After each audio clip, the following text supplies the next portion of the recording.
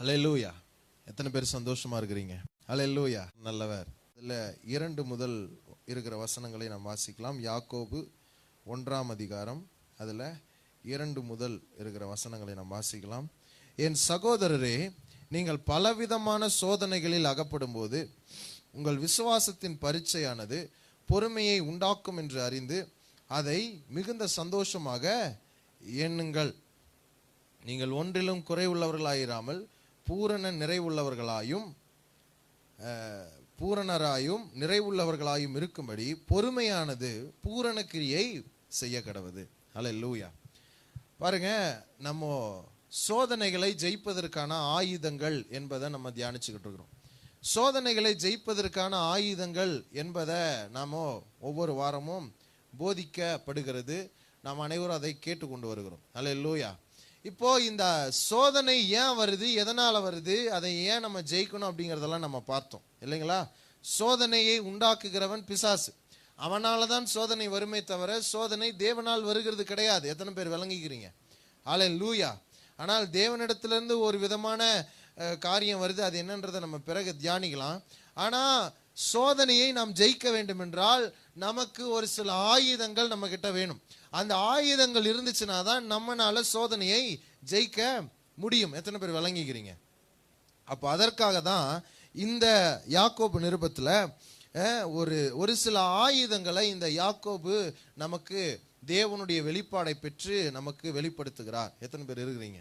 அதுல 2 ஆயுதங்கள் இருக்கின்றன சோதனைகளை ஜெயிப்பதற்கான. முதல் ஆயுதம் என்னதுன்னா பொறுமை. முதல் ஆயுதம் என்னதுங்க? பொறுமை. 2வது ஆயுதம் என்னதுனாக்க ஞானம். இந்த 2 ஆயுதத்தை பற்றி தான் இவர் சொல்றார். ஆனா இது கூட இன்னும் ஒரு சில ஆயுதங்களை நம்ம போன வாரங்கள்ல நம்ம தியானிச்சோம் இல்லைங்களா? விசுவாசம், அப்புறம் இச்சை அடக்கம், நீடிய சாந்தம், நீடிய பொறுமை, அதுக்கப்புறம் சகோதர சிநேகம், இதெல்லாம் என்னதுங்க? தேவ பக்தி, இதெல்லாம் என்னதுங்க? இதோட இணைஞ்சிருக்கிற ஆயுதங்கள். அப்போ அந்த ஆயுதங்கள்லாம் நம்ம கையில் எடுத்து அதை உபயோகிக்கும் பொழுதுதான் என்ன நடக்கும்னா சோதனைகளை நம்மளால ஜெயிக்க முடியும். சோதனையை பார்த்து சோதனையில பயந்து வாழ வேண்டும் என்று தேவன் விரும்புவது கிடையாது. நாம் சோதனைகளை ஜெயித்து வாழ வேண்டும் என்று தேவன் விரும்புகிறார். ஹல்லேலூயா. ஆகவேதான் தேவன் வேதாகமத்தில் இப்பேற்பட்ட காரியங்களை குறித்து நமக்கு வெளிப்படுத்துகிறார். சோதனையை குறித்து மற்றவர்கள் பேசுகிறார்கள், மற்றவர்கள் மோட்டிவேஷனல் ஸ்பீக்கர்லாம் இருக்குது. ஆனா அதை விட மேலான ஒரு விஷயம் என்னன்னா வேதத்திலே அதற்கான பதிலை நமக்கு ஆண்டவர் வைத்திருக்கிறார். நம்ம எங்கேயும் தேட வேண்டிய அவசியம் இல்லை. நம்ம வேதத்துல வாசிச்சு வேதத்தை தியானிச்சோம்னாலே நம்முடைய வாழ்க்கைக்குரிய எல்லா பதில்களையும் பெற்றுக்கொள்ள முடியும். இதுக்குதான் ஆண்டவர் இந்த சோதனையை மட்டும்தான் ஆண்டவர் நம்முடைய பதிலை கொடுத்திருக்கிறாருன்னா இல்ல. வேதத்துல நம்முடைய வாழ்க்கையில எதற்கெல்லாம் பதிலை தேடிக்கொண்டிருக்கிறோமோ எல்லாவற்றிற்குமான பதிலை வேதத்துல வைத்திருக்கிறார். வேதம் என்பது என்னதுனாக்க நம்முடைய வாழ்க்கையில் நாம் தேடிக்கொண்டிருக்கிற பதில். எத்தனை பேர் புரிஞ்சுக்கிறீங்க? நாம் தேடிக்கொண்டிருக்கிற ஆசீர்வாதம். வேதம் நாம் தேடிக்கொண்டிருக்கிற சமாதானம். வேதம் நாம் தேடிக்கொண்டிருக்கிற அன்பு. ஹல்லேலூயா. நாம் அவைகளிலிருந்து இவைகளெல்லாம் பெற்றுக்கொள்ள முடிகிறது. எத்தனை பேர் விளங்கிக்கிறீங்க? ஆகவேதான் இந்த பொறுமை என்பதை நம்ம தியானிச்சோம். பொறுமைனா என்னதுன்னா, பொறுமைனா சோம்பேறித்தனம் அல்ல. நம்ம அதை கொஞ்சம் தியானிச்சோம் இல்லைங்களா? பொறுமைன்னா என்னதுங்க? சோம்பேறித்தனம் கிடையாது. சிலர் என்ன பண்ணுவாங்கன்னா பொறுமையா ஸ்கூலுக்கு போகலான்னு கிளம்புவாங்க. அப்படி நடந்தால் என்ன ஆகும்? போய் சேர முடியாது. ஹல்லேலூயா. பொறுமையா நம்ம பஸ்ஸுக்கு கிளம்பலானாக்க பொறுமையா கிளம்புனா பஸ் நிற்குங்களா? அதுக்கு பேர் என்னதுன்னா சோம்பேறித்தனம். ஹல்லேலூயா. நான் பொறுமையா இருக்கிறேன் பாருன்னு அப்படிலாம் சொல்லுவாங்க. அது என்னதுங்க? பொறுமை கிடையாது, அது சோம்பேறித்தனம். அப்போ பொறுமைனா என்னதுனாக்க ஒரு முதிர்ச்சி அடைந்த நிலைமை. எத்தனை பேர் புரிஞ்சுக்கிறீங்க? ஒரு முதிர்ச்சி அடைந்த நிலைமை தான் என்னதுங்க? பொறுமை. அது ஒரு எப்படி சொல்றதுன்னா, அது தேவன் செயல்படுவதற்காக காத்திருந்து ஒரு முதிர்ச்சியை பெற்றிருக்கிறது. எத்தனை பேர் புரிஞ்சுக்கிறீங்க? தேவன் நம்முடைய வாழ்க்கையில செயல்பட வேண்டும் என்று காத்திருந்து ஒரு முதிர்ச்சியை பெற்றிருக்கிறது. அதுதான் என்னதுங்க? பொறுமை. அதாவது பொறுமைனா உலகத்துல நிறைய விதத்துல சொல்றாங்க, ஏகப்பட்ட விதத்துல சொல்றாங்க. பொறுமை இப்படி எல்லாம் இருக்கணுங்க, அனுபவத்துல இருக்கணுங்க. அனுபவம் இருந்துச்சுனாலே பொறுமை தன்னப்பல வந்துடும். சில அனுபவமே சிறந்த ஆசான் அப்படின்லாம் சொல்லுவாங்க. ஆனா வேதத்தின் அடிப்படையில பொறுமைனா என்னதுன்னா, தேவன் நம்முடைய வாழ்க்கையில செயல்பட வேண்டும் என்பதற்காக காத்திருப்பதுதான் பொறுமை. விளங்குதுங்களா? அவர் என் வாழ்க்கையில செயல்படணும், அவர் என் வாழ்க்கையில கிரியை செய்யணும். அவர் கிரியை செய்யாம நான் என்ன பண்ண மாட்டேன், செயல்பட. அவர் கிரியை செய்யாம எந்த ஆசீர்வாதத்தையும் நான் எடுத்துக்கொள்ள மாட்டேன்.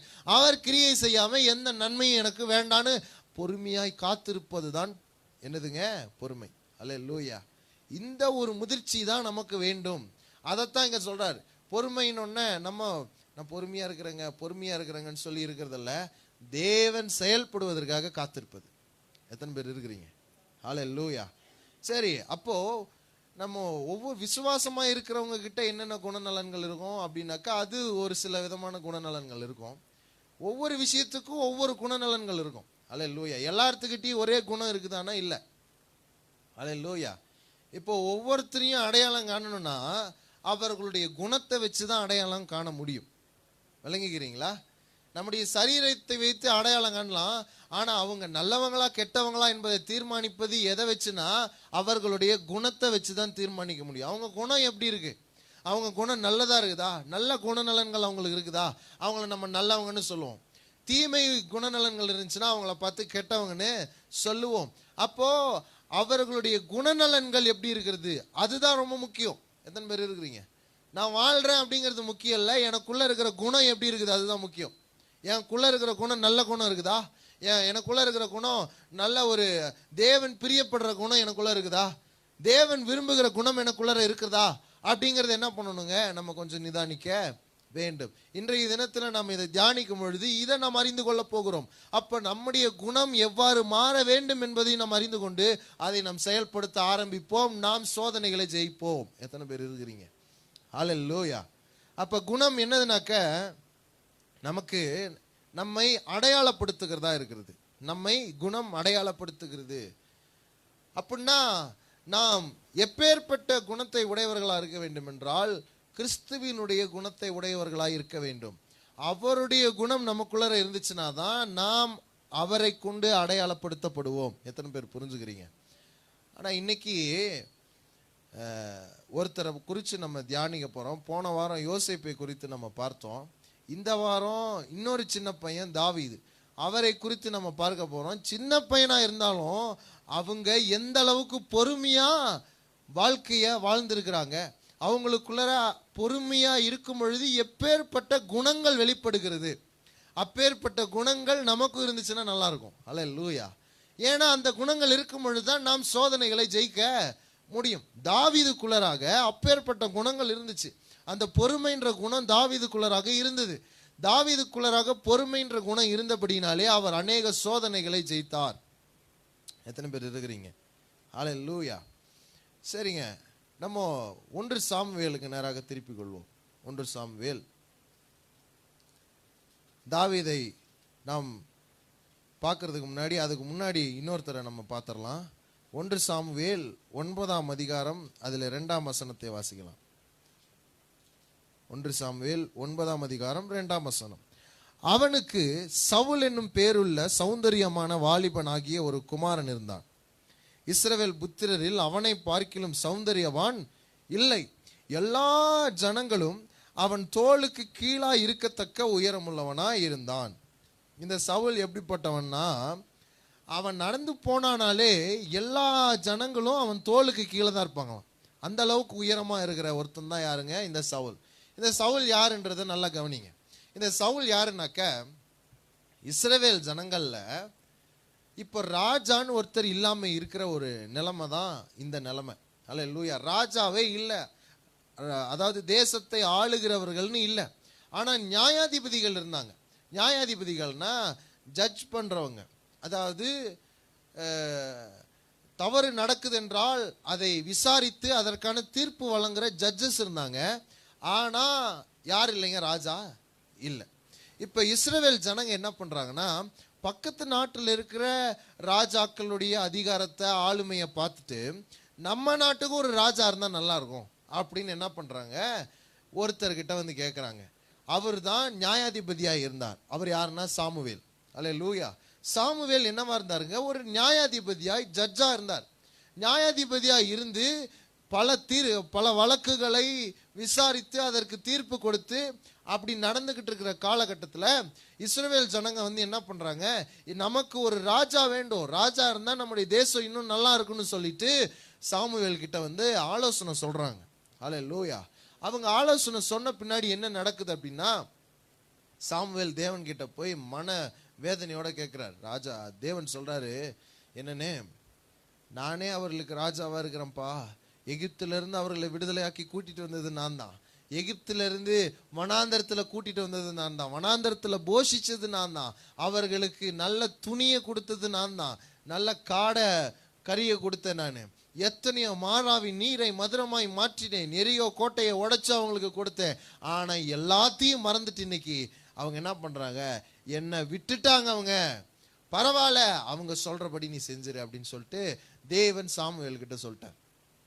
சொன்ன பின்னாடி தேவன் என்ன பண்றாரு தெரியுங்களா, சாமுவேல் என்ன பண்றாருன்னா அந்த தேவன் சொன்னபடியே சவுலை ராஜாவாக்குறார். இப்ப சவுல் எப்படிப்பட்டவரா இருக்கிறாருன்னா, இஸ்ரவேல்ல அவரை போல உயர்ந்த மனுஷன் யாரும் கிடையாது, அவரை போல ஹைட்டான மனுஷன் யாருமே இல்ல. அப்பேற்பட்ட உயர்ந்த மனுஷன் யாருங்க, சவுல். ஹல்லேலூயா. ஆனா சவுலும் ஒரு நல்லவர் தான். ஹல்லேலூயா. அவர் தீயவரெல்லாம் கிடையாது, ரொம்ப நல்ல மனுஷன். இப்ப பாருங்க, சவுல் இப்படி என்னவா இருக்கிறாருங்க, ரொம்ப சௌந்தரியவனா இருக்கிறாரு, உயர்ந்தவரா இருக்கிறார். இப்போ அதே 9ஆம் அதிகாரம் 21ஆம் வசனத்தை நம்ம வாசிக்கலாம். அப்பொழுது சவுல் பிரதியுத்தரமாக, நான் இஸ்ரவேல் கோத்திரங்களிலே சிறிதான பென்யமின் கோத்திரத்தான் அல்லவா, பென்யமின் கோத்திரத்து குடும்பங்களில் எல்லாம் என் குடும்பம் அற்பமானது அல்லவா, நீர் இப்படிப்பட்ட வார்த்தையை என்னிடத்தில் சொல்வானேன் என்றான். இப்ப என்னன்னா, சாமுவேல் வந்து சவுல் கிட்ட சொல்றார், பா ஆண்டவர் சொல்லிட்டாரு உன்னைத்தான் ராஜாவா வைக்கணும்னு ஆண்டவர் தீர்மானம் பண்ணிட்டாரு, நீ தான் ராஜா அப்படின்னு சொன்னோன்ன சவுல் சொல்றாரு, இல்ல ஆண்டவரே, இல்ல சாமுவேல் தீர்க்கதரிசி, நான் பென்யமின் கோத்திரத்தான், நான் ரொம்ப எளிமையான மனுஷன், நான் வந்து பென்யமின் கோத்திரத்து குடும்பங்களில் எல்லாம் என் குடும்பம் அற்பமானது, நான் பென்யமின் கோத்திரத்துல என் குடும்பம் எல்லார்த்த விட அற்பமான குடும்பம். அவர் என்ன சொல்றாருன்னா, நான் பெரிய ஆள் கிடையாது, நான் ராஜாவா இருப்பதற்கு தகுதி கிடையாது, நான் வந்து இந்த நாட்டை ஆளுகிறதுக்கான ராஜாவா இருக்க முடியாது, ஏன்னா நான் இப்படிப்பட்ட ஆளு, நான் ரொம்ப அற்பமான ஆளு, என்னையெல்லாம் ராஜாவாக்க முடியாது சாமுவேல் அப்படின்னு சொல்றாரு. 22ஆம் வசனம் பாருங்க. சாமுவேல் சவுலையும் அவன் வேலைக்காரரையும் போஜன சாலைக்குள் அழைத்து கொண்டு போய் அவர்கள் அழைக்கப்பட்டவர்களுக்குள்ளே தலைமையான இடத்திலே வைத்தான். அவர் அழைக்கப்பட்டவர்கள் ஏறக்குறைய 30 பேரா இருந்தார்கள். இப்ப என்னன்னா, சாமுவேல் அதை கண்டுக்கவே இல்லை, நீ அற்பமா இருக்கிறியா அதெல்லாம் எனக்கு முக்கியம் இல்லை, தேவன் உன்னை முன்குறிச்சிட்டார், தேவன் உன்னை அழைச்சிட்டார், நீ தான் இஸ்ரவேலுக்கு ராஜா அப்படின்னு சொல்லி தேவன் அவரை அழைத்ததினாலே, அவரை முன்குறித்ததினாலே அவர் என்ன ஆக்கிட்டாங்க, ராஜாவாக்கிட்டாங்க. இப்ப ராஜாவான பின்னாடி என்ன நடக்குதுன்னா, சவுல் போற இடங்களில் எல்லாம் வெற்றியை பெறுகிறார். ஹல்லேலூயா. முதல்ல யாபேஸ்னு ஒரு ஊரு, அந்த யாபேஸ்ன்ற இருக்கிற இடத்துல இருக்கிற ஜனங்களை பெலிஸ்திய ஜனங்கள் வந்து அடிமைத்தனப்படுத்த, அவர்களை கொள்ளை அடிப்பதற்காக வந்து போரிட வருகிறாங்க. இந்த யாபேஸ் எல்லையில் இருக்கிற ஜனங்க என்ன பண்றாங்கன்னா, உடனே சவுலுக்கிட்ட சொல்றாங்க. சவுல் ஓடி வந்து, சவுலுக்கு இந்த விஷயம் தெரிஞ்சு ஓடி வந்து என்ன பண்றாருங்க, யாபேஸ்ல இருக்கிற ஜனங்களை பெலிஸ்தியர்கிட்ட இருந்து காப்பாத்துறாரு. ராஜாவான முதலாக இது நடக்குது. முதலா ராஜாவான பின்னாடி போய் முதல் வெற்றியை தான் பார்க்கிறார், தோல்வியை காணவில்லை. எத்தனை பேர் இருக்கிறீங்க? முதல் வெற்றியை பார்க்கிறார். அடுத்து என்ன நடக்குதுன்னா, அடுத்து பெலிஸ்தியர் வராங்க, மறுபடியும் போய் ஜெயிக்கிறார். இப்படி ஒரு 2-3 தடவை ஜெயிச்சோடனே ஆளு வேற வாட்ட சாட்டமா ஹைட்டா இருக்கிறாருங்களா, என்ன போல யார் என்ற அந்த பெருமை உள்ள வருது. எத்தனை பேர் விளங்கிக்கிறீங்க? ஆரம்பத்துல நானு பென்யமின் கோத்திரத்துல ரொம்ப அற்பமான குடும்பத்தை சார்ந்த ஆளு நானு, இப்போ ஒன்னொன்னா ஜெயிச்சு வர முறை என்ன ஆகுதுங்க, அடப்போ நான் என்னை விட யார் இருக்கிறாங்க அப்படின்ற அந்த ஒரு எண்ணம் உள்ளே வருகிறது. என்ன பிரச்சனை ஆயிடுச்சு தெரியுங்களா, ஒரு முறை பெலிஸ்தியர் வந்து கூட்டமாக திரளாக என்ன பண்ணிட்டாங்கன்னா வந்து கேம்ப் போட்டிருக்கிறாங்க, யார் அழிக்கிறதுக்கு, இஸ்ரவேல் ஜனங்களை அழிப்பதற்காக வந்து கேம்ப் போட்டிருக்கிறாங்க. இதை இஸ்ரவேல் ஜனங்களும் சவுலும் பார்க்கறாங்க. இப்போ சாமுவேல் தீர்க்கதரிசின்னு ஒருத்தர் இருக்கிறார் இல்லைங்களா, அவர் தானே இவரை ராஜா வாக்குனது. அவர் ஏற்கனவே சொல்லியிருக்கிறாரு, நீ வெயிட் பண்ணுப்பா அப்படின்னு இருக்கிற. அல்லேலூயா. அதாவது உன்னதான் ஆண்டவர் ராஜாவாய் வைப்பேன்னு சொல்லிட்டார் இல்லைங்களா? அப்படி சொன்ன பின்னாடி விருந்து கொடுத்து அனுப்பிச்சு விட்டுட்டார். நீ போய் எங்க இருக்கணும்னா கிபியான்ற ஒரு இடத்துல இருக்கணும். அந்த இடத்துல நீ இருக்கும் பொழுது நான் 7 நாள் கழிச்சு வருவேன். நீ 7 நாள் அங்க காத்திருக்கணும். நான் 7 நாள் கழிச்சு வந்து உன்னை ராஜாவாக அபிஷேகம் பண்ணுவேன்னு சொல்றார். இவர் போய் அங்க 7 நாளும் காத்திருக்கிறார். அதே போல இப்ப இந்த பெலிஸ்தியர் பிரச்சனை வருது பாத்தீங்களா? பெலிஸ்தியர் கேம்ப் போட்டிருக்கிறாங்க பாருங்க. அந்த சமயத்திலேயும் சாமுவேல் என்ன சொல்லிக்கிறாரு? நீ வெயிட் பண்ணு, அவசரப்படாத, 7 நாள் காத்திருன்னு சொல்லியிருப்பார் போல. இவர் 7 நாள் காத்திராம என்ன பண்ணிட்டார் தெரியுங்களா? சாமுவேல் தீர்க்கதரிசி செய்ய வேண்டிய வேலையை இவர் செஞ்சுட்டார். இப்ப அங்கதான் பிரச்சனையே வருகிறது பாருங்க. அதே 1 சாமுவேல் 10ஆம் அதிகாரம் அதுல 8ஆம் ஒரு நிமிஷம் இருக்கு.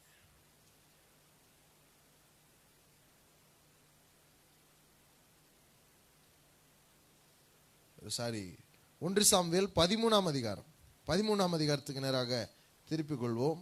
1 சாமுவேல் 13ஆம் அதிகாரம் அதிலே 8ஆம் வசனத்தை கவனிப்போம். அவன் தனக்கு சாமுவேல் குறித்த காலத்தின்படி 7 நாள் மட்டும் காத்திருந்தான். சாமுவேல் கில்காலுக்கு வரவில்லை. ஜனங்கள் அவனை விட்டு சிதறி போனார்கள். அப்பொழுது சவுல் சர்வாங்க தகன பலியையும் சமாதான பலியும் என்னிடத்தில் கொண்டு வாருங்கள் என்று சொல்லி சர்வாங்க தகன பலியை செலுத்தினான். இப்ப பிரச்சனை என்னன்னா, இவர் யாருங்க? சவுலு ராஜா. ராஜாவுடைய வேலையை செய்யாம தீர்க்கதரிசியினுடைய வேலையை செய்யறார், ஆசாரியனுடைய வேலையை செய்யறார். அவர் தான் வந்து அதை செய்யணும், அவர் தான் வந்து பலி கொடுக்கணும், அவர் தான் வந்து பலியை செலுத்த வேண்டும். ஆனா இவர் என்ன பண்றாருங்க? சவுலு கொஞ்ச நேரம் காத்திருக்க முடியாம, ஜனங்கள்லாம் வெளியில போயிட்டாங்களே, ஜனங்கள்லாம் இப்படி என்னை விட்டு போறாங்களே, பெலிஸ்தியரை பார்த்தோன்னே ஜனங்க கூட இல்லை, இவங்க கூட இருக்கிறதுனாலதான் சவுலுக்கு கொஞ்சம் தெம்பா இருந்துச்சு.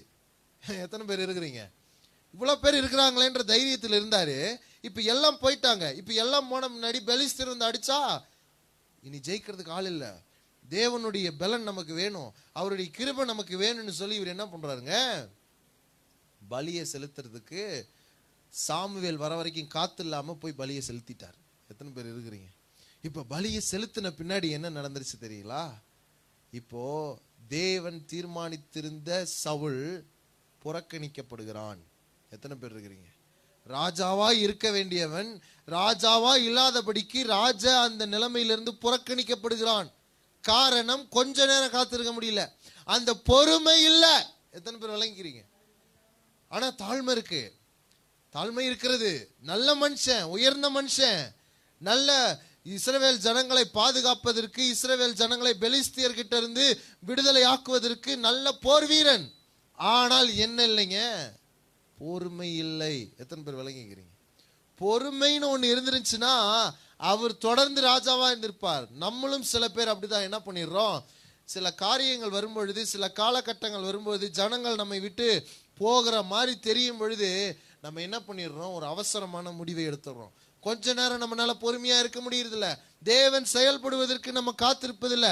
அப்படி காத்திருக்காமல் இருப்பதினாலே நம்முடைய ஆசீர்வாதம் நம்மில் நிலைத்திருக்காமல் அது நம்மளை விட்டு போய்விடுகிறது. எத்தனை பேர் விளங்கிறீங்க? நாம தான் ராஜாவா இருக்க வேண்டியது, ஆனா கொஞ்சம் பொறுமையா இல்லாதனால அந்த ராஜான்ற நிலைமை வேற ஒருத்தருக்கு போகிற அளவுக்கு ஆகி விடுகிறது. எத்தனை பேர் விளங்கிக்கிறீங்க? காரணம் பொறுமை இல்லை. அல்லேலூயா சொல்லுங்க. பொறுமை வேண்டும். அல்லேலூயா. பொறுமை இருந்துச்சுன்னா என்ன பண்ணுவாங்க? நாம் பெற்றுக்கொண்டிருக்கிற ஆசீர்வாதத்தில் நிலைத்து வாழ்வோம். எத்தனை பேர் இருக்கிறீங்க? அல்லேலூயா. அடுத்து என்ன நடக்குது அப்படின்னா, அந்த 14ஆம் அதிகாரத்துல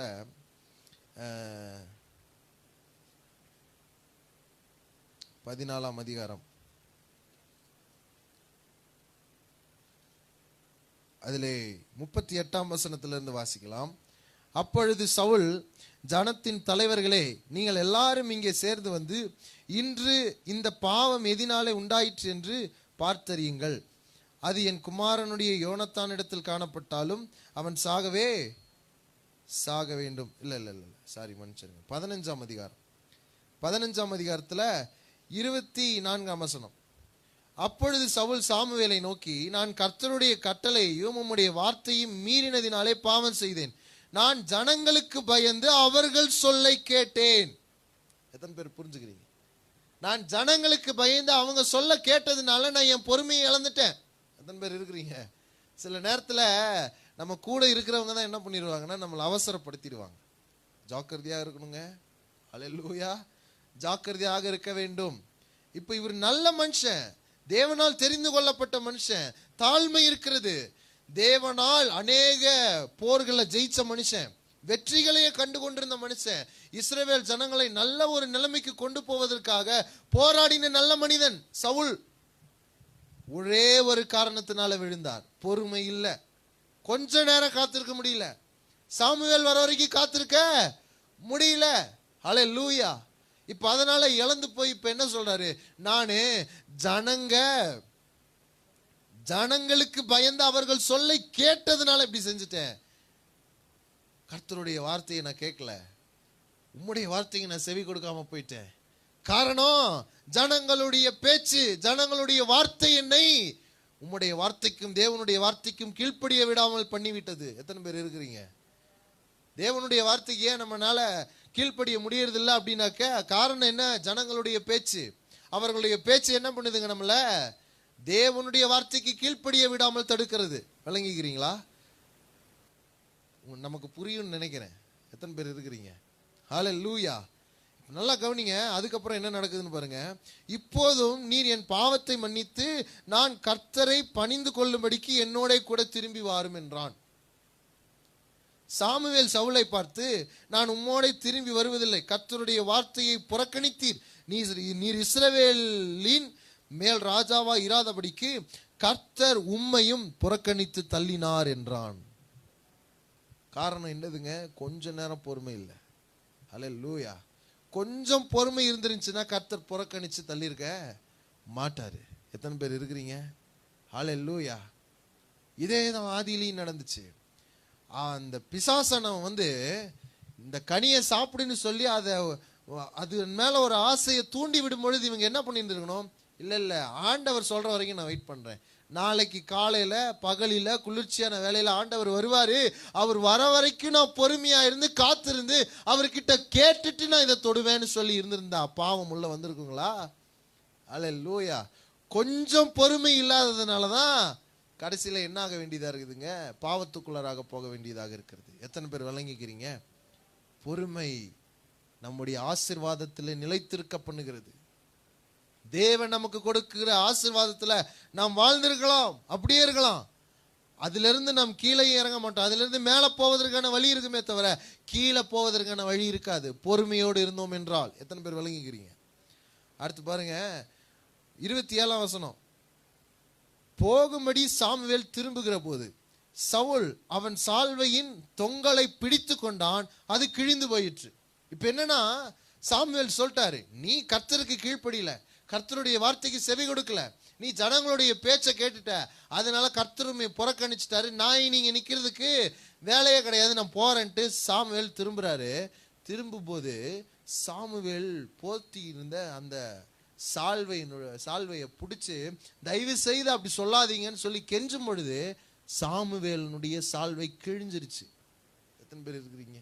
சாமுவேலோட சால்வை கிழிஞ்சிருச்சு. நல்ல ஒரு எக்ஸாம்பிள் ஆகி போச்சாங்க. உதாரணமா சொல்றாரு பாருங்க, கீழே வாசிக்கலாம். அப்பொழுது சாமுவேல் அவனை நோக்கி, கர்த்தர் இன்று உம்மிடத்திலிருந்து இஸ்ரவேலின் ராஜ்யத்தை கிழித்து போட்டு உம்மை பார்க்கிலும் உத்தமனாய் இருக்கிற உம்முடைய தோழனுக்கு அதை கொடுத்தார். நீயே கிழிச்சு நல்ல உதாரணத்தை காண்பித்து கொடுத்தாய். இப்ப எப்படி கிழிஞ்சதோ அதே போல உன் ராஜ்யம் கிழிஞ்சிருச்சு. காரணம் உன் பொறுமை இல்லை. கொஞ்சம் பொறுமையா இருந்திருந்தனா பரவாயில்ல, கொஞ்ச நேரம் காத்திருந்தனாக்க பரவாயில்ல. அந்த காத்திருக்காமல் பொறுமையா இல்லாதனால இப்ப என் சால்வை எப்படி கிழிஞ்சதோ அதே போல உன் ராஜ்யம் கிழிந்தது. உம்மை விட உத்தமனா இருக்கிற ஒருத்தங்கிட்ட இந்த ராஜ்யத்தை கர்த்தர் கொடுக்க போறார்.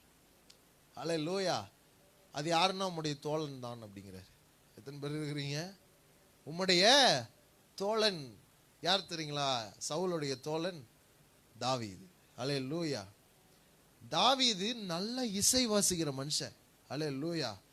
ஆடுகள் மேய்த்து கொண்டு இசை வாசித்து கர்த்தரை துதித்து பாடிக்கொண்டிருக்கிற நல்ல மனிதர். அல்லேலூயா. சவுலுக்கு எப்பப்பெல்லாம் தூக்கம் வராதோ அப்பப்பெல்லாம் தாவீதை கூப்பிட்டு என்ன பண்ணிடுவாருங்க, பாட்டு பாட வச்சு தூங்குவார். அல்லேலூயா. ஏன்னா அந்த அளவுக்கு தாவீதினுடைய இசை இருந்தது. எத்தனை பேர் விளங்கிக்கிறீங்க? அல்லேலூயா. இப்போ என்ன நடக்குது? தாவீதுக்கு அந்த ஸ்தானத்தை கர்த்தர் கொடுக்க போகிறார். ஆமென். இப்போ நம்ம அதெல்லாம் பார்த்தோம்னாக்க நேரம் போதாது. தாவீதுக்கு அந்த ஸ்தானத்தை தேவன் கொடுத்து தாவீதை ராஜாவாக்கிட்டார். தாவீதை ராஜாவாக்குற அந்த நேரத்தில் தாவீது கோலியாத்தை ஜெயித்தான் என்கிற விஷயம் நம்ம எல்லாத்துக்குமே தெரியும். தாவீது கோலியாத்தை ஜெயிச்ச பின்னாடி அவனுடைய தலைய, யாருடைய தலையன்னா கோலியாத்தினுடைய தலைய வெட்டி தாவீது அந்த தலையை கையில பிடிச்சிட்டு போறார். கையில பிடிச்சிட்டு போகும் பொழுது அங்க இருக்கிற பெண்கள், அதாவது வாலிப பெண்கள்லாம் என்னன்னு சொல்றாங்க, சவுல் கொன்றது 1000, தாவீது கொன்றது இப்படின்னு பாட்டு பாடுறாங்க. என்னதுங்க? சவுல் கொன்றது 1000, தாவீது கொன்றது 10000ன்னு பாட்டு பாட ஆரம்பிச்சோன்ன சவுலுக்குள்ளராக என்ன வர ஆரம்பிச்சிருச்சுங்க?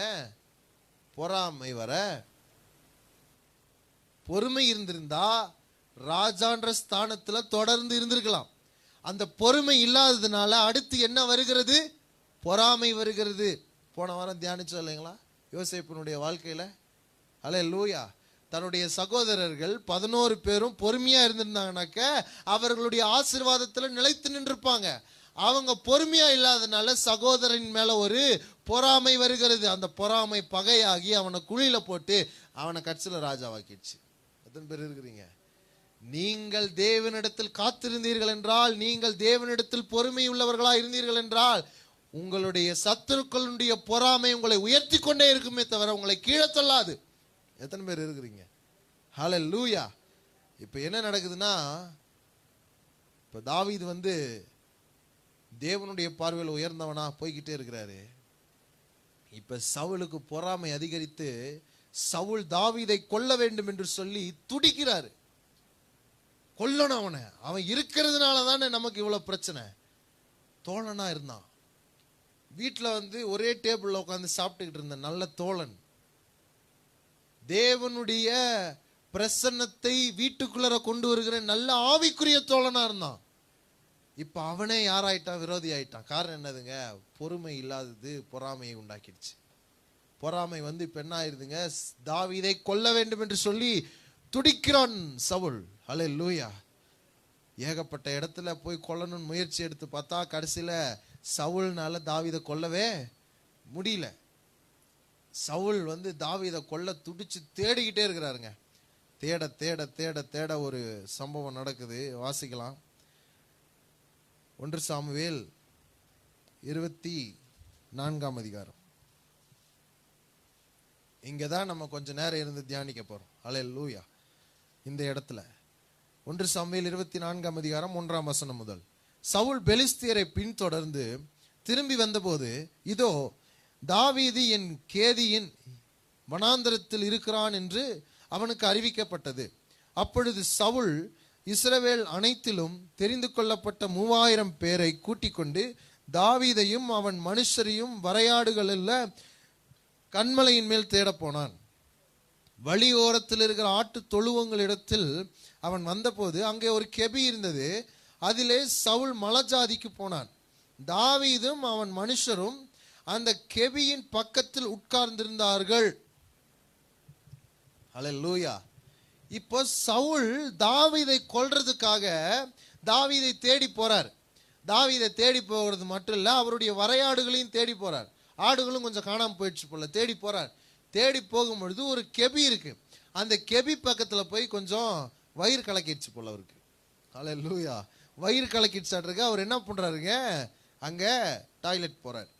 அப்ப அங்க அதுக்காக உட்காரும் பொழுது அந்த சவுல் அங்க இருக்கிறாருன்னா அதுக்கு நேர் பின்புறத்துல யாரு உட்கார்ந்துருக்கிறாங்கன்னா தாவீது கூட இருக்கிற ஒரு சில ஆட்களும் என்ன பண்றாங்க? அந்த கெபிக்குள்ளராக சவுலுக்கு பயந்து ஒழிஞ்சுக்கிட்டு இருக்கிறாங்க. இப்போ என்னுடைய கேள்வி என்னன்னா, இவர் வாலிபன் தானே, சவுலு இவரை விட பெரிய மனுஷன். எத்தனை பேர் இருக்கிறீங்க? சவுலு இவரை விட பெரிய மனுஷன். வயசும் கொஞ்சம் ஆயிடுச்சு. இப்ப வயசானவரை வாலி பண்ணாலும் அடிக்க முடியுமா முடியாதுங்களா? அடிச்சாருனாக்க என்ன ஆகுறதுங்க? என்ன வேணா பண்ணலாம் தாவீதுனால. ஆனா என்ன பண்ண முடியலைங்க, ஒன்னும் பண்ணல. தாவீது செய்ய முடியும், ஆனா ஒன்னும் செய்யல. இப்ப நல்ல ஒரு சான்ஸ். என்ன கொல்லணும்னு நினைக்கிற ஒருத்தன் ஆய் போயிட்டு இருக்கிறான். அல்லேலூயா. இப்ப அவனை அடிச்சு கொல்றதுக்கு நல்ல சான்ஸ் இது. ஏன்னா நான் பின்னால இருக்கிறேன், கெபிக்குள்ள ஒளிஞ்சுக்கிட்டு இருக்கிறேன், என்னை கொல்ல நினைக்கிறவன் முன்னால உட்கார்ந்துகிட்டு இருக்கிறான். அவனை கொல்றதுக்கு எவ்வளவு நேரம் ஆகும் யோசிச்சு பாருங்க. அல்லேலூயா. இங்க ஒரு விஷயத்தை கவனிக்க போறோம். இதுதான் நமக்கு இருக்கிற மிகப்பெரிய சோதனையே. அல்லேலூயா. தேவனை நம்முடைய வாழ்க்கையில செயல்பட அனுமதிக்கிறோமா, இல்ல நாமே செயல்பட்டு விடுகிறோமா? தேவன் என் வாழ்க்கையில எல்லாவற்றிலும் கிரியை செய்ய வேண்டும் என்று பொறுமையோடு காத்திருக்கிறோமா, இல்ல நானே அதை பார்த்துக்கிறேன்னு களமிறங்கி வேலை செய்ய ஆரம்பிக்கிறோமா என்பதை இங்க நமக்கு நாமே சோதனை போட்டு பார்க்க போகிறோம். ஆமென். பாருங்க, வாசிக்கலாம். அப்பொழுது தாவீதின் மனுஷர் அவனை நோக்கி, தாவீது கூட இருக்கிறவங்க எல்லாம் சேர்ந்து சொல்றாங்க என்னன்னு, இதோ நான் உன் சத்துருவை உன் கையில் ஒப்பு கொடுப்பேன், உன் பார்வைக்கு நலமானபடி அவனுக்கு செய்வாயாக என்று கர்த்தர் உன்னோட சொன்ன நாள் இதுதானே என்றார்கள். அல்லேலூயா. கூட இருக்கிறவங்க என்ன சொல்றாங்க, எதுக்கு சொல்றாங்கன்றது அவங்க சொல்ற அந்த விஷயத்தை பாருங்க எப்படி இருக்குதுன்னு. மனுஷர் அவனை நோக்கி, இதோ நான் உன் சத்துருவை உன் கையில் ஒப்பு கொடுப்பேன். வசனம் பேசுறாங்க. அல்லேலூயா. வேற கதை பேசல. தாவீது கிட்ட எதை பேசுறாங்க? வசனத்தை பேசுறாங்க. இதோ நான் உன் சத்துருவை உன் கையில் ஒப்பு கொடுப்பேன், உன் பார்வைக்கு நலமானபடி அவனுக்கு செய்வாயாக என்று கர்த்தர் உன்னோட சொன்ன நாள் இதுவே. அவர் சொன்னார்ல அந்த நாள் இதுதான். அங்க போய் உட்காந்துருக்கிறான், போட்டு தள்ளிடுறேன். எத்தனை பேர் இருக்கிறீங்க? அவர் சொன்ன மாதிரியே சூழ்நிலை இருக்குதுப்பா. அவர் சொன்ன மாதிரியே தேடி வந்து உட்கார்ந்துகிட்டு இருக்கிறான். உன் சத்துரு உன்னை கொல்ல நினைத்தவன் உன் முன்னால உட்கார்ந்து இருக்கிறான். நல்ல சான்ஸ், கழுத்தை கரகரன்னு அழுத்து போட்டுரு. கூட இருக்கிறவங்க சொல்றாங்க, எத்தனை பேர் இருக்கிறீங்க? கூட இருக்கிறவன் சொல்றான், அறுத்து போட்டுரு, அவனை கொன்று, உன்னை கொல்ல துடிக்கிறான்ல அவனை கொன்று. ஆனா தாவீது என்ன பண்றாரு பாருங்க. தாவீது எழுந்திருந்து போய் சவுலுடைய சால்வையின் தொங்கலை மெல்ல அறுத்து கொண்டான். என்ன பண்ணாருங்க? போய் பொறுமையா போய் சால்வையினுடைய தொங்கலை மெல்ல அறுத்து கொண்டான். அவனுக்கு தெரியாது சால்வைய தாவீது அறுக்கிறார்ன்றது தெரியாது. கொஞ்சம் யோசிச்சு பாருங்க. வாலிப பையன் இப்பதான் கொஞ்சம் அனுபவத்துக்குள்ள வராரு, இப்பதான் கொஞ்சம் ராஜ்யத்தை புரிச்சு அறிஞ்சு கொள்றாரு, இப்பதான் கொஞ்சம் கொஞ்சமா அப்படியே ட்ரைனிங் ஆகுறாரு. ஆனா இந்த தாவீது கூட இருக்கிறவங்க எல்லாம் கொஞ்சம் பெரிய மனுஷங்க. ஹல்லேலூயா. கொஞ்சம் பெரிய மனுஷங்க, அனுபவத்துல சிறந்தவங்க. அவங்க என்ன சொல்றாங்க? போட்டு தள்ளிடு. ஆனா தாவீது என்ன பண்றாருங்க? பொறுமையோடு காத்திருக்கிறார். எத்தனை பேர் இருக்கிறீங்க? தாவீது என்ன பண்றாருங்க? பொறுமையா இருக்கிறார். நான் செயல்பட போறதில்ல, தேவன் தான் செயல்படணும். எத்தனை பேர் இருக்கிறீங்க? ஹல்லேலூயா. பாருங்க, அதுக்கப்புறம் தாவீது சவுலின் சால்வையின் தொங்கலை அறுத்து கொண்டது நிமித்தம் அவன் மனது அடித்து கொண்டிருந்தது. அவன் தன் மனுஷரை பார்த்து, கர்த்தர் அபிஷேகம் பண்ணின என் ஆண்டவன் மேல் என் கையை போடும்படியான இப்படிப்பட்ட காரியத்தை நான் செய்யாதபடிக்கு கர்த்தர் என்னை காப்பாராக. அவர் கர்த்தரால் அபிஷேகம் பண்ணப்பட்டவர். என்ன ஒரு இருதயம் பாருங்க, அவருடைய இருதயம். அது அவர் கர்த்தரால் அபிஷேகம் பண்ணப்பட்ட மனுஷன். அவர் மேல நான் கை போடும்படிக்கு, கை போடாதபடிக்கு கர்த்தர் என்ன காப்பாராக. என்ன ஒரு பொறுமை பார்த்தீங்களா அவன். ஆனா சவுல் இவருக்கு சத்துருவா மாறி இருக்கிறாரு. யாருக்கு? தாவீதுக்கு சத்துருவா மாறி இருக்கிறார். தாவீதுக்கு சத்துருவா மாறி இருக்கிற சவுலை பார்த்து யார் சொல்றா? தாவீது, இந்த மனுஷன் கர்த்தரால் அபிஷேகம் பண்ணப்பட்ட மனுஷன், கர்த்தரால் அபிஷேகம் பண்ணப்பட்டு ராஜாவாய் இருந்த மனிதர். அவர் மேல நான் கை போடாதபடிக்கு கர்த்தர் என்னை பாதுகாப்பாராக. எத்தனை பேர் இருக்கிறீங்க? என்னை கொல்ல துடிக்கிறவன் தான், என்னை அழிக்க நினைக்கிறவன் தான், என் வாழ்க்கையை சீரழிக்க நினைக்கிறவன் தான். ஆனா கர்த்தர் அபிஷேகம் பண்ணின மனிதர் அவர். அவர் மேல நான் கையை போடாதபடிக்கு கர்த்தர் என்னை காப்பாராக. எத்தனை பேர் இருக்கிறீங்க? அவர் கர்த்தரால் அபிஷேகம் பண்ணப்பட்டவர். நீங்க சொல்றதெல்லாம் கேட்க மாட்டேங்கிறாரு. பெரியவங்க சொல்றாங்க, அதெல்லாம் கேட்க மாட்டேன். கர்த்தர் அபிஷேகம் பண்ணின மனுஷனை நான் ஒன்றும் பண்ண மாட்டேன். கர்த்தர் சொல்லாம நான் தொட மாட்டேன். நீங்க சொல்றதை கேட்டு நான் செய்ய மாட்டேன். ஆனா சவுல் என்ன பண்ணாருங்க? ஜனங்கள் பேச்ச கேட்டு ஜனங்களுக்கு பயந்து அதை செஞ்சாரு. ஆனா தாவீது என்ன பண்ணல? இவங்க பேச்ச கேட்கல, அவர் பேச்சுக்கு மட்டும் எதிர்பார்த்து காத்துக்கிட்டு இருக்கிறார். அவர் கிரியை செய்ய பொறுமையோடு காத்து கொண்டிருக்கிறார். எத்தனை பேர் இருக்கிறீங்க? அடுத்து வாசிக்கலாம். தன் மனுஷரை சவுலின் மேல் எழும்ப ஒட்டாமல் இவ்வார்த்தைகளினாலே அவர்களை தடை பண்ணினான். சவுல் எழுந்திருந்து கெபியை விட்டு வழியே நடந்து போனான். கண்ணுக்கு முன்னால கையில கிடைச்ச சான்ஸ் அது, அதை மிஸ் பண்ணிட்டு இருக்கிறாங்க. இந்த பெரியவங்களும் கூடி கொஞ்சம் நல்லா போல்டா இருக்கிறவங்க, நல்லா வலிமை உள்ளவர்கள், அவங்கெல்லாம் கூட இருக்கிறாங்க. அவங்களெல்லாம் தடுக்கிறார், போகாதீங்க, அவர் கர்த்தரால் அபிஷேகம் பண்ணப்பட்ட மனுஷன். கூட இருக்கிறவங்களாம் சொல்லியிருப்பாங்க, இந்த ஆளுக்கு புத்தியே மென்டல் ஆட்ருக்கு. இந்த ஆளு கையில் கிடைச்ச இதை ஒரே கோழி திருகிற மாதிரி திருகி போடுறதை விட்டுட்டு பேசாம நின்றுட்டு இருக்கிறான். இவன் செய்ய மாட்டேங்கிறான், நம்மளையும் செய்ய. ஹல்லேலூயா. கர்த்தரிடத்தில் பொறுமையா இருக்கிற ஜனம் அவர் கூட இருக்கிறவர்களையும் பொறுமையா வச்சிருப்பாங்க. எத்தனை பேர் இருக்கிறீங்க? நீங்க பொறுமையா இருந்தீங்கன்னா உங்க குடும்பமும் பொறுமையாய் காத்திருக்கும். எத்தனை பேர் இருக்கிறீங்க? ஹல்லேலூயா. நீங்க அவசரப்பட்டீங்கன்னா உங்க குடும்பத்தில் இருக்கிற எல்லாரும் என்ன பண்ணுவாங்க? அவசரப்படுவாங்க. ஒருத்தர் அவசரப்பட்டே இவ்வளவு பெரிய நிலைமை, ஊர் ஊரா அலைஞ்சு திரிய வேண்டிய நிலைமை சவுலுக்கு வந்துருச்சு. அப்போ எல்லாரும் அவசரப்பட்டா என்ன ஆகுறது யோசிச்சு பாருங்க. ஹல்லேலூயா. ஒருத்தர் அவசரப்பட்டதுக்கே இவ்வளவு பெரிய நிலைமைனா குடும்பத்தில் இருக்கிற எல்லாரும் அவசரப்பட்டா அப்புறம் 108 தான். ஹல்லேலூயா. அவசரம் அவசரம்னா அவசர ஊர்தி. எத்தனை பேர் புரிஞ்சுக்கிறீங்க? 100ல் போய் 108 இப்போ ட்ரெண்டிங் பழமொழி கேள்விப்பட்டிருக்கிறீங்களா? அது 100ல் போனா 108ல் போகணும். 108ல் போகாம இருக்கணும்னா 40லேயே போகணும். ஹல்லேலூயா. எத்தனை பேர் இருக்கிறீங்க? அந்த பொறுமை வேண்டும், அதுல நிதானம் வேண்டும். சரிங்க, இப்போ என்ன நடக்குது பார்க்கலாம். அப்பொழுது தாவீதும் எழுந்து கெபியிலிருந்து புறப்பட்டு சவுலுக்கு பின்னாக போய் ராஜாவாகிய என் ஆண்டவனே என்று கூப்பிட்டான். சவுல் திரும்பி பார்த்தபோது தாவீது தரை மட்டும் முகம் குனிந்து வணங்கி, யாரை பார்த்து? சத்துருவை பார்த்து முகம் குனிந்து வணங்குறாருங்க. என்ன ஒரு பொறுமை! அவங்க கூட இருக்கிற பெரிய ஆட்கள்கிட்ட கூட இந்த அளவுக்கு ஒரு பொறுமை இல்லைங்க. ஆனா அவங்க கையில தாவீது மட்டும் கொஞ்சம் விட்டுருந்தாருன்னு வச்சுக்கோங்களேன், அங்க இருக்கிற ஒரு வயசான தாத்தா போய் கரகரன்னு அறுத்து போட்டிருப்பாரு. ஏன்னா அவங்களுக்கு பொறுமை இல்ல, இப்பயே போட்டு தள்ளிடணுன்ற அந்த துடிப்பு. தாவீதை கொல்ல நினைக்கிறானே, இவனை போட்டு தள்ளிடணுன்ற அந்த துடிப்பு அவனுக்குள்ள இருக்குது, மற்றவங்களுக்குள்ளலாம். ஆனா தாவீது ஒருத்தருக்குள்ள அந்த துடிப்பு இல்ல. கர்த்தரால் அபிஷேகம் பண்ணப்பட்ட மனுஷன். நான் தொட மாட்டேன், நான் அவரை என்ன பண்ண மாட்டேன், கை போட மாட்டேன். அப்படி கை போடாதபடிக்கு கர்த்தர் என்னை காப்பாராக. அவர் கர்த்தரால் அபிஷேகம் பண்ணப்பட்ட மனிதர். எத்தனை பேர் இருக்கிறீங்க?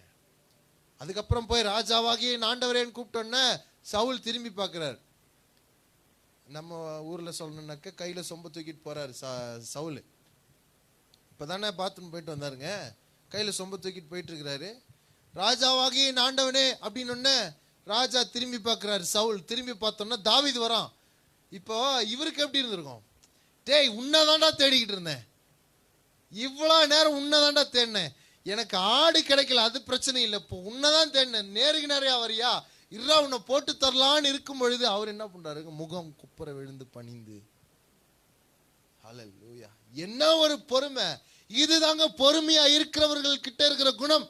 தேவனிடத்தில் பொறுமையா இருக்கிறவர்கள்ட்ட இருக்கிற குணம் என்னதுன்னா இதுதான். தன்னுடைய சத்துரு முன்னாலே இருந்தாலும் சரி கொல்ல மாட்டாங்க. அவங்க அழிந்து போக வேண்டும் என்று நினைக்க மாட்டாங்க. அது தேவனால் அபிஷேகம் பண்ணப்பட்ட மனுஷனா இருந்தா கொஞ்சம் பொறுமையாவே காத்திருப்பாங்க.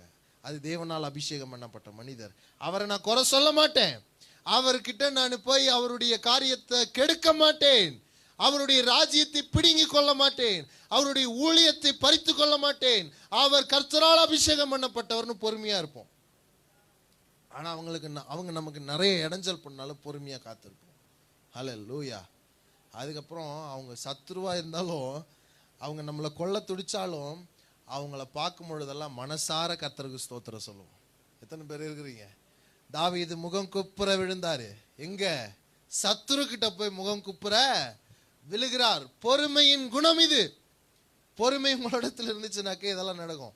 இப்போ முகம் குப்புற விழுந்தோடனே அங்க என்ன நடக்குது பாருங்க. சவுல் திரும்பி பார்த்து தாவீது தரை மட்டும் முகம் குனிந்து வணங்கி சவுலை நோக்கி, தாவீது உமக்கு பொல்லாப்பு செய்ய பார்க்கிறான் என்று சொல்லுகிற மனுஷருடைய வார்த்தைகளை ஏன் கேட்கிறீர்?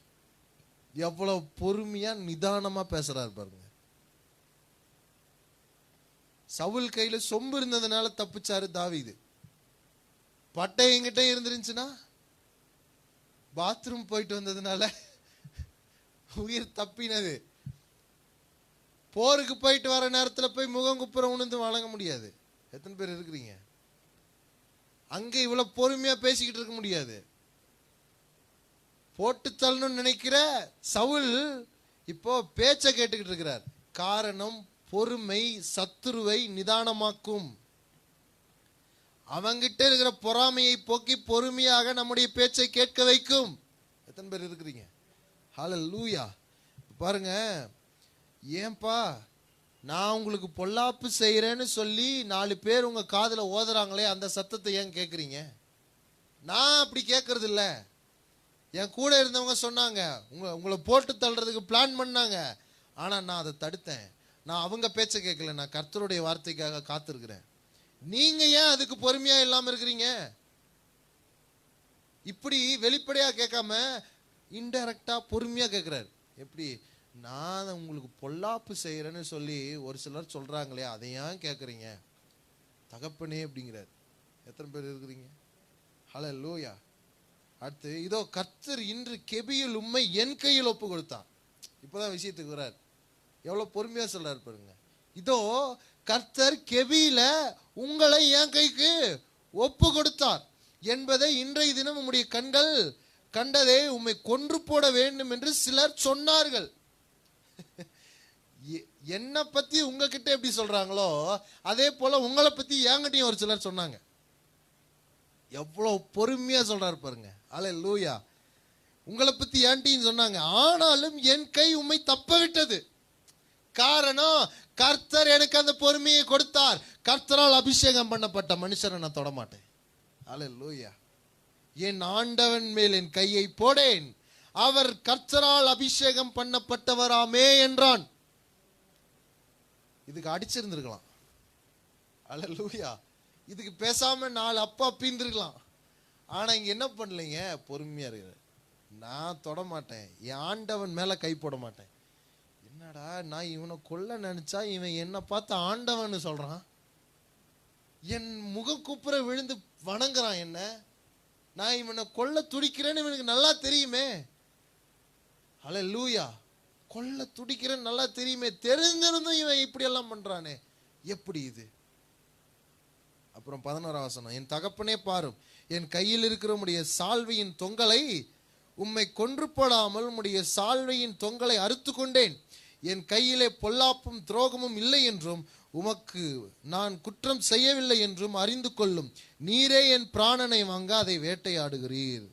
கர்த்தர் எனக்கும் உமக்கும் நடுநின்று நியாயம் விசாரித்து கர்த்தர் தாமே என் காரியத்தில் உமக்கு நீதியை சரி கட்டுவாராக. உம்முடைய பேச்சில் நான் உம்முடைய பேரில் நான் கைப்படுவதில்லை. இப்ப என்ன சொல்றாரு பாருங்க, எனக்கு இப்படிப்பட்ட சான்ஸ் கிடைச்சது, நான் உம்முடைய சால்வையை அறுத்து வச்சுக்கிட்டேன். சால்வை அறுத்த எனக்கு உங்களுடைய கழுத்து அரிக்கிறதுக்கு நேரம், அந்த வாய்ப்பு கிடைக்காம போயிருந்திருக்காது. ஒரு நிமிஷம் தான் ஆயிருந்திருக்கும். ஒரே அறுதான், இதை அறுக்கிறதுக்கு அதை அறுத்துருந்துருக்கலாம். ஆனா நான் அப்படி செய்ய மாட்டேன். ஏன்னா நீர் கர்த்தரால் அபிஷேகம் பண்ணப்பட்டவராமே, என் ஆண்டவர் மேல் நான் கையை போட மாட்டேன். 12வது வசனத்தை பாருங்க, கர்த்தர் எனக்கும் உமக்கும் நடு நின்று நியாயம் விசாரித்து கர்த்தர் தாமே என் காரியத்தில் உமக்கு நீதியை சரி கட்டுவாராக. உம்முடைய பேரில் நான் கைப்படுவதில்லை. என்ன ஒரு பேச்சு பாருங்க. கர்த்தர் எனக்கும் உமக்கும் நடு நின்று உமக்கு நீதியை, ஆளு பயந்துட்டாரு சவுலு. முகங்குப்புற விழுந்தது கூடி பயம் கிடையாது. அல்லேலூயா. முகங்குப்புற விழுந்து பணிந்தது பயம் இல்லை. அவர் பொறுமையா பேச ஆரம்பிச்சார் பாருங்க.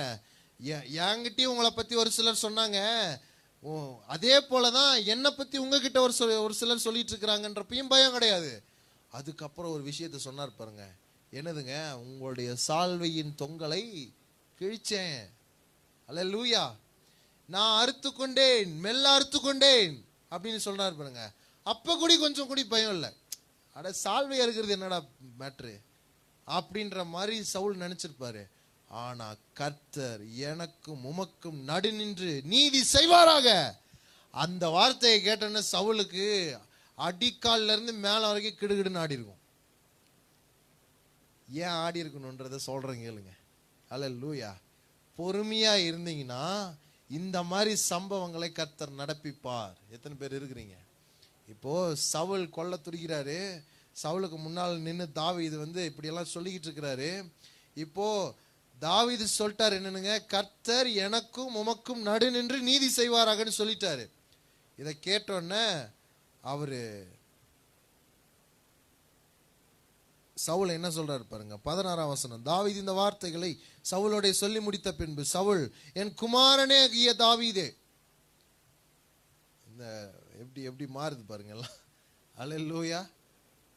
சத்துருவாகிய தாவீதேன்னு சொல்ல, நான் கொல்ல துடிக்கிற தாவீதேன்னு சொல்ல, என்னன்னு சொல்றாரு? என் குமாரனாகிய தாவீதே, இது உன்னுடைய சத்தம் அல்லவா என்று சொல்லி சத்தமிட்டு அழுது தாவீதை பார்த்து, நீ என்னை பார்க்கிலும் நீதிமான். நீ எனக்கு நன்மை செய்தாய், நானோ உனக்கு தீமை செய்தேன். நீ எனக்கு நன்மை செய்ததை இன்று விளங்க பண்ணினாய். கர்த்தர் என்னை உன் கையில் ஒப்பு கொடுத்திருந்தும் நீ என்னை கொன்று போடவில்லை. ஒருவன் தன் மாற்றானை கண்டுபிடித்தால் அவன் சுகமே போக விடுவானோ?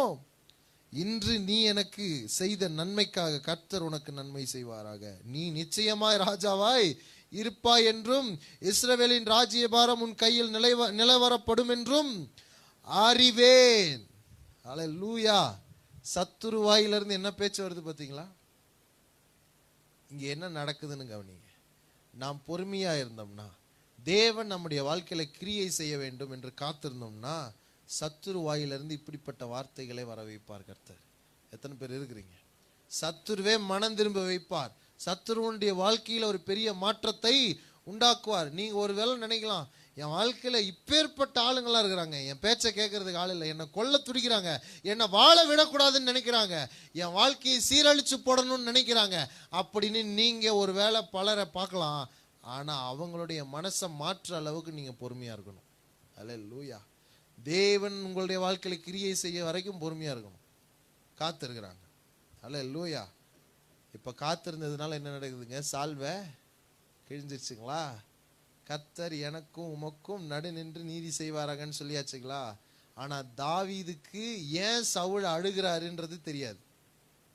ஆனா சவுலுக்கு நல்லாவே தெரியும். ஏன் தெரியுங்களா?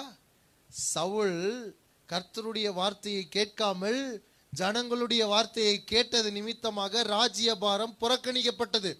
புறக்கணிக்கப்பட்டப்போ சாமுவேல் சொல்றாரு, தேவன் உன்னை புறம்பே தள்ளினார். சொன்ன சவுல் என்ன பண்ணாருங்க? சாமுவேலுடைய சால்வையை பிடிச்சு கெஞ்சினாரு. அப்ப என்னாச்சுங்க? சால்வை கிழிந்தது. சால்வை கிழிந்த உடனே என்ன சொல்றாரு? இதே போல ஒரு ராஜ்யம் கிழிக்கப்படும். இதை கிழிச்சு என்ன நடக்கும்னா, உனக்கு தோழனா இருக்கிற ஒருத்தங்கிட்ட இந்த ராஜ்யம். தாவீது கையில கிழிஞ்ச சால்வை. எத்தனை பேர் விளங்கிக்கிறீங்க?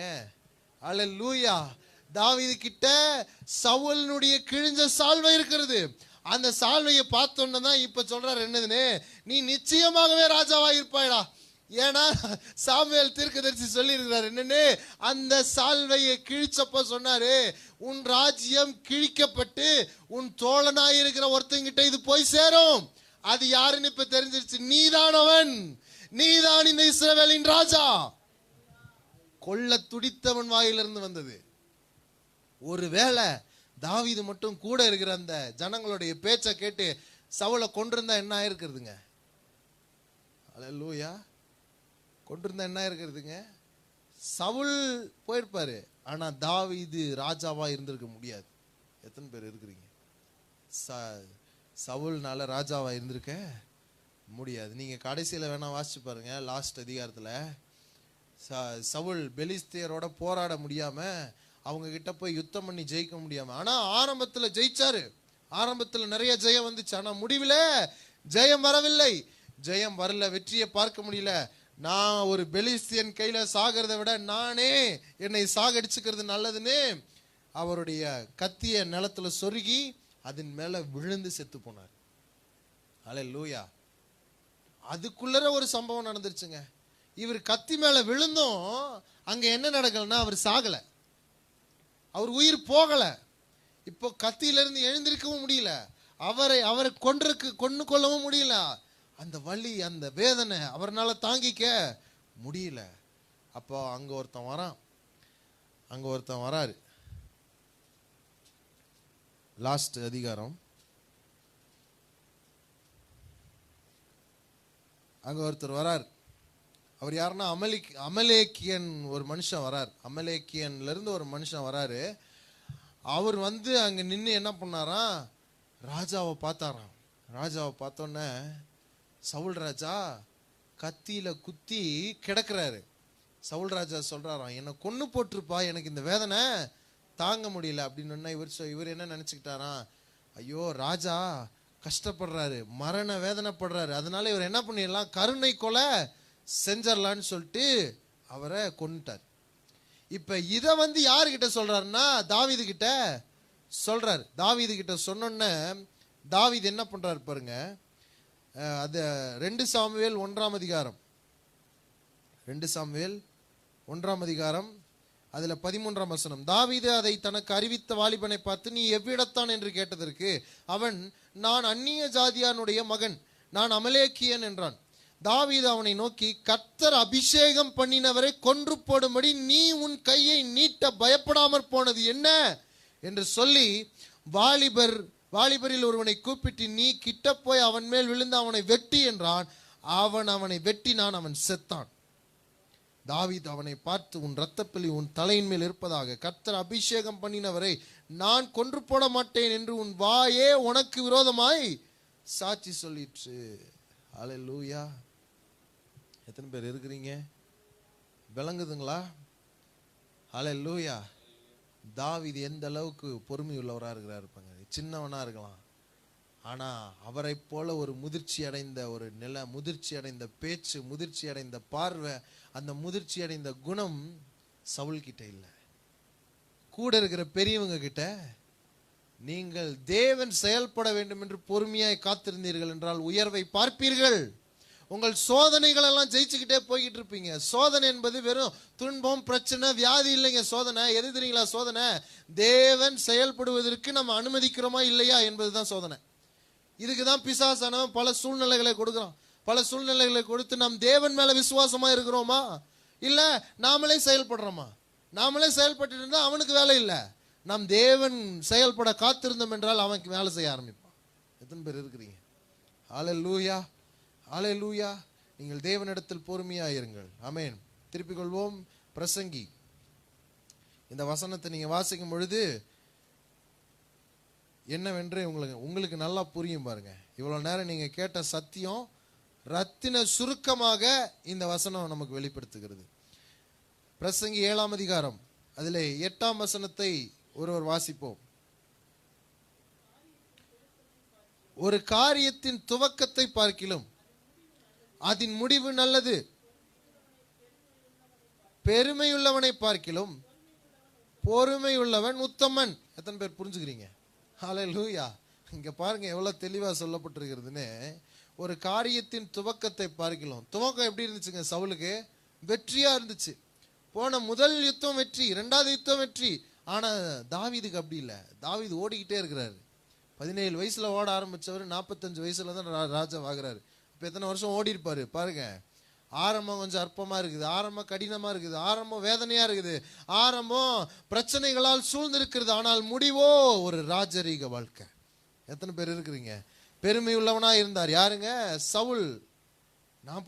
நான் பண்ணிடுவேன், எனக்கு எல்லாம் முடியும் அப்படின்னு தேவன் செயல்பட இடம் கொடுக்காம தான் செயல்பட்டது நிமித்தமாக அந்த ராஜரீக ஆசீர்வாதத்தை இழந்து போனார். எத்தனை பேர் இருக்கிறீங்க?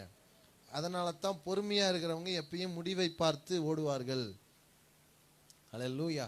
பொறுமையா இருக்கிறவங்க என்ன பண்ணுவாங்க? முடிவை பார்த்து ஓடுவார்கள். திருப்பிக் கொள்வோம் 2 கொரிந்தியர் 10ஆம் அதிகாரம்.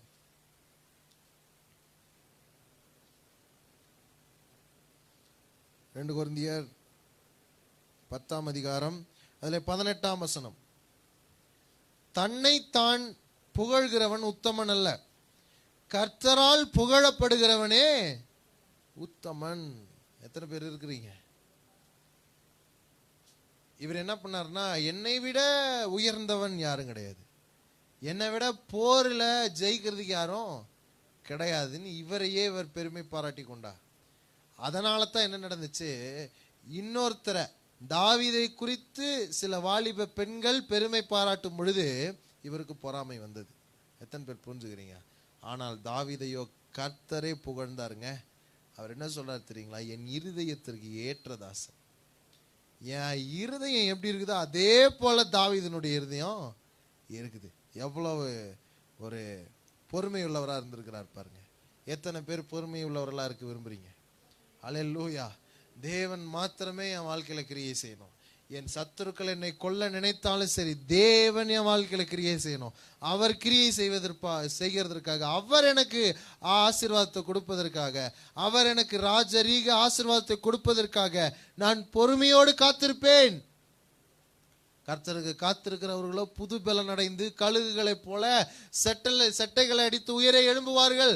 அவர்கள் நடந்தாலும் சோர்ந்து போகார்கள், ஓடினாலும் களைப்படையார்கள். கர்த்தருக்கு காத்திருக்கிறவர்கள் வெட்கப்பட்டு போவதே இல்லை. எத்தனை பேர் இருக்கிறீங்க? நீங்கள் சோதனைகளை ஜெயிக்க வேண்டும் என்றால் பொறுமை இருக்க வேண்டும். உங்களை சுற்றிலும் இருக்கிறவர்கள் சொல்லுகிற பேச்சை கேட்கும் போது அந்த சூழ்நிலையில அவசரப்பட தோணும், ஆனால் அவசரப்பட்டுறாதீங்க. பொறுமையோடு காத்துருங்க. அல்லேலூயா. உங்களுடைய பொறுமை உங்கள் சத்துருக்களுடைய மனதை மாற்றும். அல்லேலூயா. உங்களுடைய பொறுமை எல்லா சோதனைகளையும் ஜெயிக்கும். உங்களுடைய பொறுமை வெற்றியுள்ள வாழ்க்கையை வாழ வைக்கும். எப்பேற்பட்ட பொறுமைனா, தேவன் உங்களுடைய வாழ்க்கையில கிரியை செய்ய வேண்டும் என்று பொறுமையாய் காத்திருக்க வேண்டும். அல்லேலூயா. எத்தனை பேர் இப்படிப்பட்ட விதத்துல வாழ விரும்புறீங்க? அல்லேலூயா. இப்படி ஒரு சத்தியங்களை கேட்கும் பொழுது உங்களுக்குள்ளாக என்ன உண்டாகுதுங்க? பெரிய ஆசீர்வாதங்களை கண்டடைவீங்க.